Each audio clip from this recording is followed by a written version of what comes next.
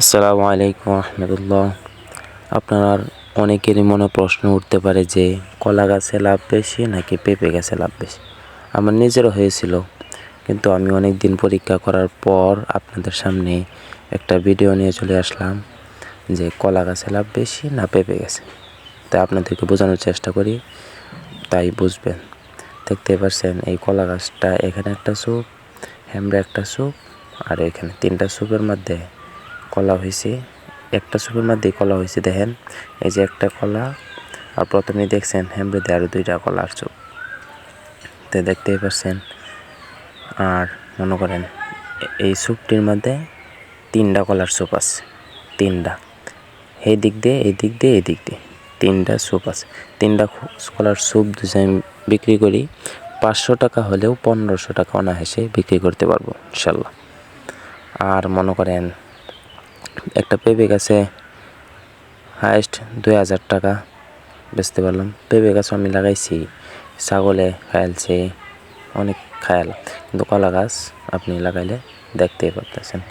এগুলি সাপ অনেক দিন আগে করছিলাম, এখন আর কয়েকদিন ধরে সময় পাই না, করতেও পারি না। আপনারা যদি আরও ভালো ভিডিও চান সাপ করে কীভাবে কলা গাছ যত্ন করতে হয়, তা আমাকে কমেন্টে জানান, তাই আমি পরবর্তী ভিডিওটি আপনার জন্য নিয়ে আসবো ইনশাল্লাহ। তো দেখেন, আমি পেঁপে গাছ দেখানোর জন্য নিয়ে যেতেছি আপনাদেরকে, পেঁপে গাছ করলে কেমন হয়। পেঁপে গাছের যত্ন লাগে বেশি কলা গাছের চাইতে। দেখেন এনে একটা পেঁপে গাছ লাগাইছি, বনের ঘর আমাদের। আর এই পেঁপে গাছটা বৃষ্টির সিজনে হাই লাগেছিল, আর ঠিক করি নাই, এখন পেঁপে হইতেছে মাশাআল্লাহ। এই যে পেঁপে গাছ লাগাইছি আমি এনে, দেখেন পেঁপে গাছে তেমন কোনো লাভ নাই দেখতেছি না আমি। লাভ আছে ভালো জাতের পেঁপে লাগাইতে পারলে।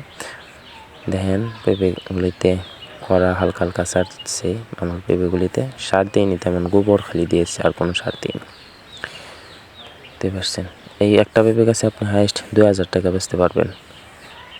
এদিক সেদিক হইতে পারে ভালো জাতের পেঁপে গাছও। আর নয় আপনি কলা গাছে লাগাবেন। কলা গাছের একটাই সমস্যা যে আপনি পরে কিছু করতে চাইলে তলে অনেক শিফা টিফা থাকে, কিন্তু পেঁপে গাছে এই শিফাটি থাকে না, সমস্যাটা হয় না। আপনারা অবশ্যই বুঝে চিনতে লাগায়েন। আপনারা যদি আমার আরও বড় ভিডিও চান যে কলা গাছের বিষয়ে জানতে, তাহলে দেখতে পাচ্ছেন আমার এদিকের কলা গাছের, আপনাদেরকে সামনের ভিডিওতে নিয়ে যাওয়ার চেষ্টা করব। তো আজকে এই পর্যন্তই, ইনশাল্লাহ ভালো থাকবেন, আমার জন্য দোয়া করবেন। আসসালামু আলাইকুম রহমতুল্লাহ।